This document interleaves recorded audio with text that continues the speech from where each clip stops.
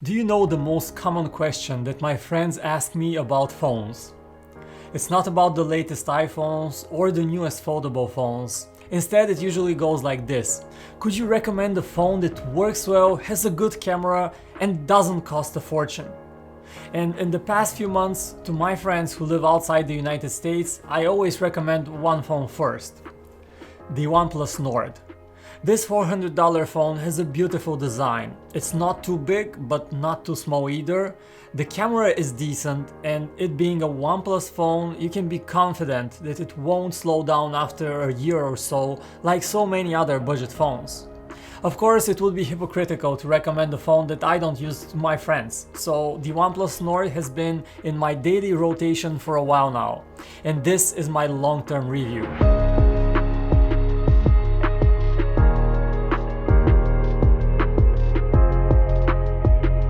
Hello guys, my name is Vic with PhoneArena, and the biggest problem with the OnePlus Nord since its launch has been that it was simply impossible to find.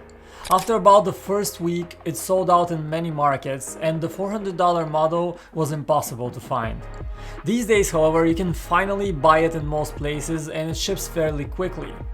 So, starting with the design, the OnePlus Nord features Gorilla Glass 5 on both the back and the front. I like it that it ships with a pre-applied screen protector, so you can always peel it off if you prefer to enjoy the screen with no protection, but I personally have kept it on. The blue color that we have for the design here is such a joyful, vibrant shade of blue that it acts as a small mood booster, and this is probably my favorite phone color for 2020. You also get a silicone case included in the box, and the case is a bit different. It has a geometric pattern on the back, and the pattern has a matte frosted finish, different from the glossy plastic on most of other cases. The case strikes a good balance of both protecting your phone and still being fairly thin and unobtrusive. It has this weird cap for the USB-C port, and it's super addictive as a fiddle toy, but a bit annoying if you're trying to charge up the phone. OnePlus has also gotten all the details right about this phone. You have a power button on the right hand side, the volume keys on the left, and the mute switch also above the power button on the right. And all of those buttons feel very clicky, very responsive, very well made.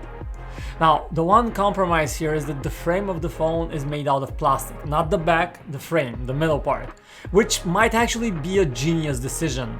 It helps make the phone lighter, and that is probably one of my bigger complaints about most modern smartphones.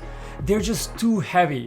While the Nord weighs just 6.5 ounces, and it's actually a bit lighter than the even more compact iPhone 11 Pro Max, for example. Next, let's talk performance. While I use a bunch of smartphones and try to be as objective as possible, I have to admit that OnePlus phones have been in my pocket the majority of the time in the past few years.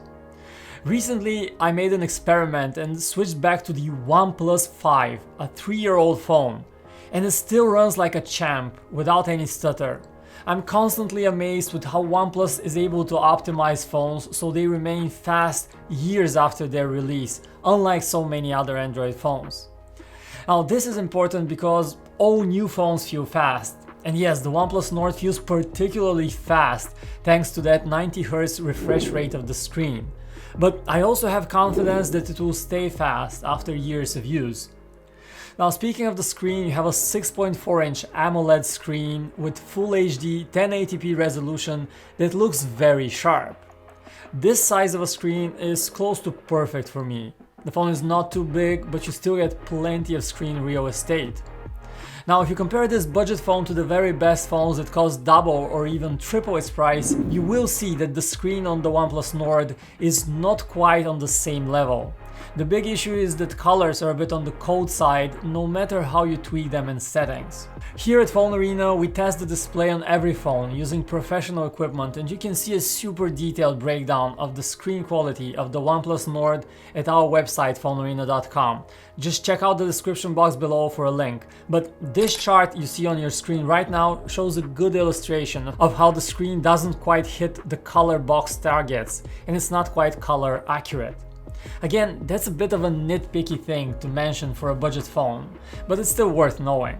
As to the fingerprint scanner built inside the screen, we have had zero issues. It's an optical one and is super fast and quite accurate. One thing that I have noticed with the OnePlus Nord is that it was able to pick Wi-Fi signal in places where most other phones, even much more expensive ones, simply cannot.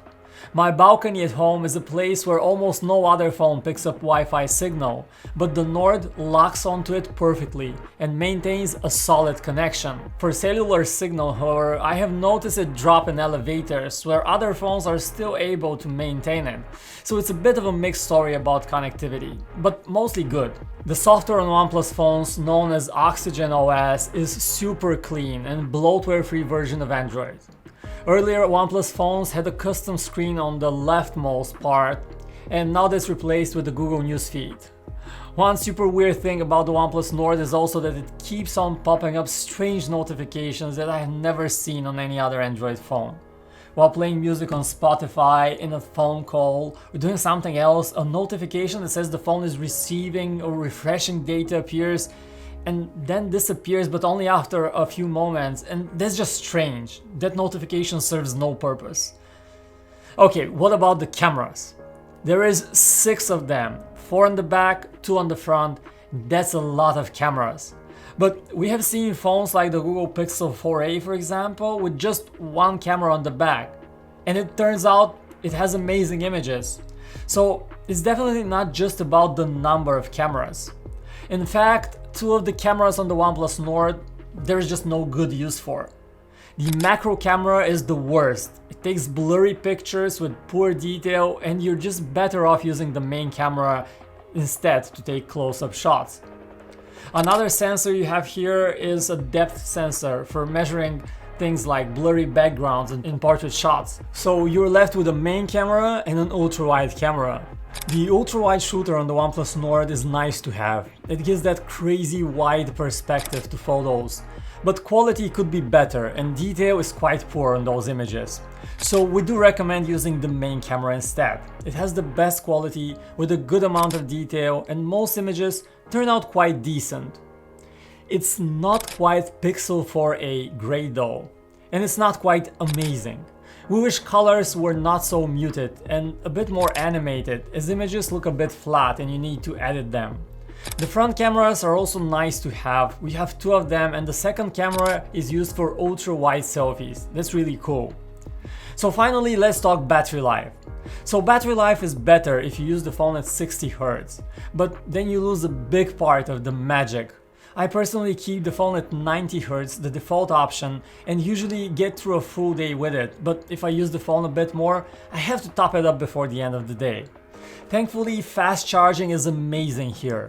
Unlike other phones, like for example Samsung devices, here fast charging remains fast even when you're charging your phone while using it. There is no wireless charging on board though, but to be honest, I don't miss it much. So time to draw that proverbial line in the sand. Should you buy the OnePlus Nord?